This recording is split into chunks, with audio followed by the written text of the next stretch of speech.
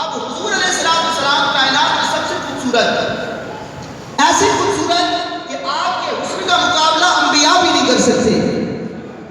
اللہ تعالیٰ نے اخلاق کے اعتبار سے اور خلقت کے اعتبار سے،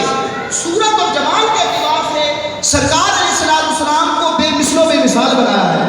یہ عقیدہ ہے، علماء نے اس کو بیان کیا، امام محمد اسرانی نے بیان کیا، امام ابن حجر حیثمی نے بیان کیا، کئی علماء نے بیان کیا کہ بندے پر یہ اعتقاد رکھنا لازم ہے کہ اللہ تعالیٰ نے ہمارے نبی کو صورت کے اعتبار سے اور سیرت کے اعتبار سے بے مثل و بے مثال بنایا ہے، جس کو امام بصیری رحمۃ اللہ تعالیٰ نے قصیدہ بردہ میں یوں بیان کرتے ہیں کہ فاقت نبینا فی خلق و فی خلق ولم یدانہ فی علم ولا کرم،